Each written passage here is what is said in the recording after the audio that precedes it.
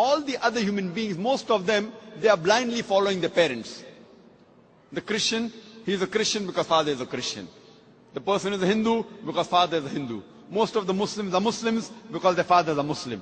This atheist is thinking, his father, his parents may be religious, but he does not believe in the gods which his parents worship.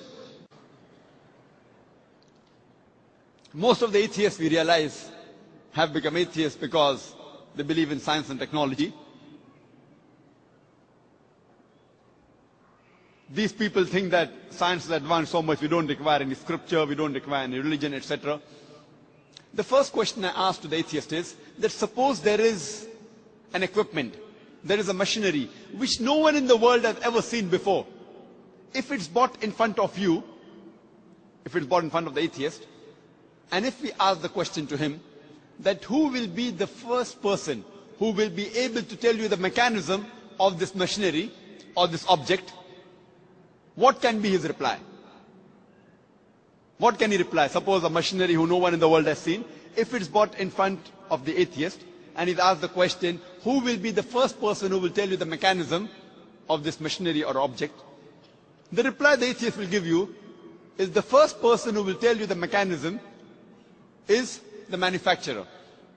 Some may say the creator, some may say the inventor, some may say the producer. Whatever they say, it will be somewhat similar. Either they say the creator, the manufacturer, the producer, the inventor.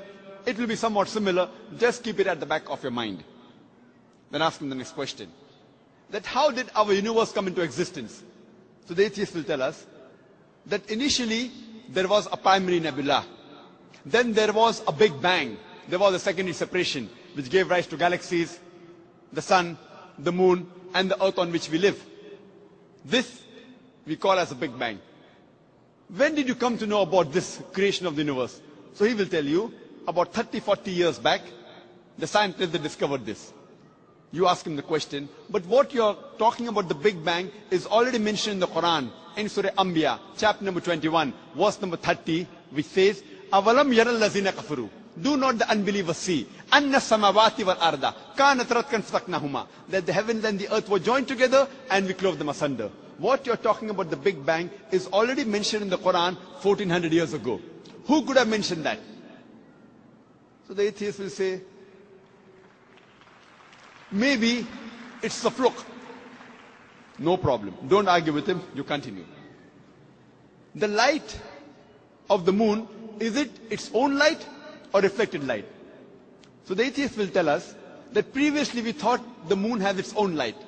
Recently we have come to know in science, recently means 100 years back, 200 years back, we have come to know that the light of the moon is not its own light but a reflected light.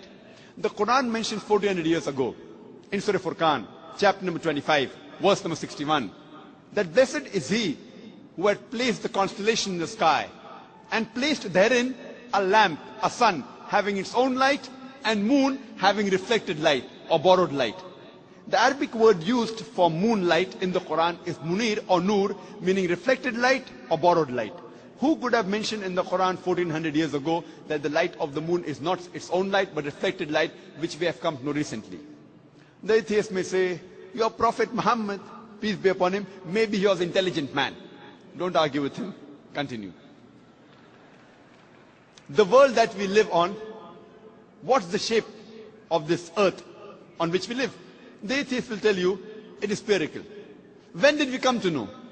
So he will tell us, it was 1597 when Sir Francis Drake, when he sailed around the earth, that he proved that the earth was spherical.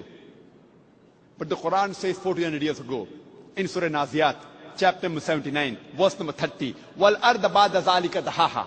And thereafter, we have made the earth egg-shaped.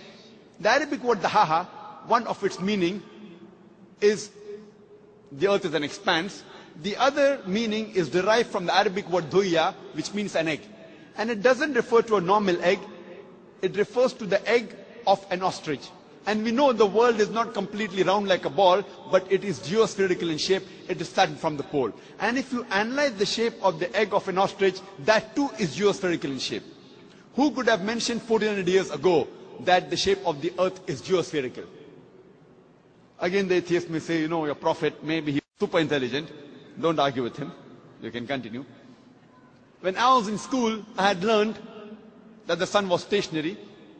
It revolved, but did not rotate about its own axis. So the atheists will say, is that mentioned in the Quran?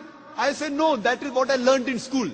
When I passed my school in 1982, approximately 12 years back, I had learned the sun was stationary, did not rotate about its own axis.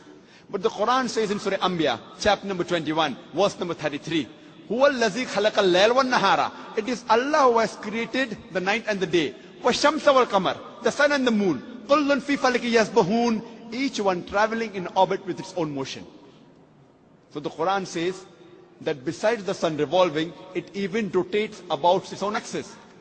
Who could have mentioned this in the Quran 1400 years ago? And the atheist will be silent. There will be a long pause. Don't wait for the reply. You can keep on continuing. Today, science tells us that the universe is expanding, which is mentioned in the Quran 1400 years ago in Surah Dhariyat, chapter number 51, verse number 47.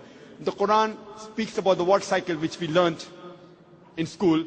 It was Sir Bernard Palissy in 1580 who first described the water cycle. How does the water evaporate from the ocean, forms into clouds, moves into the interior, fall down as rain. This water cycle is spoken about in great detail in the Quran in several verses. In Surah Az-Zumur, chapter 39, verse 21. In Surah Rum, chapter number 30, verse 24. In Surah Hijr, chapter 15, verse 22. In Surah Mu'minun, chapter number 23, verse number 18. In Surah Nur, chapter number 24, verse number 43. In Surah Rum, chapter number 30, verse 48. In Surah Araf, chapter number 7, verse number 17. In Surah Furqan, chapter number 25, verse 48 to 49. In Surah Fatir, chapter number 35, verse number 9. In Surah Yasin, chapter number 36, verse number 34. In Surah Mulk, chapter number 67, verse number 30. In Surah Tariq, chapter number 86, verse number 11.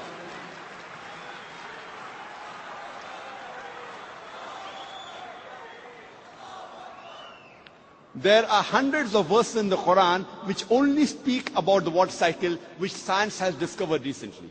We can keep on talking that today we have come to know that the plants have got sexes which we did not know earlier. Quran says in Surah Taha, chapter number 20, verse number 53, that the plants have got sexes, male and female. Today we have come to know that there are two types of water, sweet and salty. And there is a barrier between them, which is mentioned in the Quran in Surah Furqan, chapter 25, verse 53, and Surah Rahman, chapter 55, verse 17 and 18. Marajal Bahraini al-Taqiyan, Bainahuma barzakhun la yabghiyan. It is Allah who has let free two bodies of flowing water. Though they meet, they do not mix. There is a barrier between them. Today science tells us that it is the mountains which prevent the earth from shaking, which is mentioned in the Quran 1400 years ago in Surah Naba, chapter number 78, verse number 6 and 7. The Quran speaks about biology, that we have created every living creature from water, every living thing. In Surah Anbiya, chapter 21, verse number 30, Quran mentions this 1400 years ago. The Quran speaks about zoology, about the lifestyle of the spider in Surah Ankabut, chapter 29, verse 41. About the ant in Surah Namal, chapter 27, verse 17 to 18. About the bee in Surah Nahl, chapter number 16, verse 66, 68, 69. The Quran speaks about embryology in Surah Alaq, chapter 96, verse number 1 and 2. We have created the human being from alaqa, a leech-like substance, which we have come to recently. The Quran speaks about embryological stages in Surah Mu'minun, chapter 23, verse number 12 to 14. You can go on talking about the scientific points. There are more than 1,000 verses in the Quran which speak about science. After every scientific fact, you ask the question, who could have mentioned that in the Quran? The only reply the atheist can give you is the creator, the cherisher, the manufacturer, the inventor, the producer. This creator, this manufacturer, this producer, this inventor, we Muslims call him as Allah.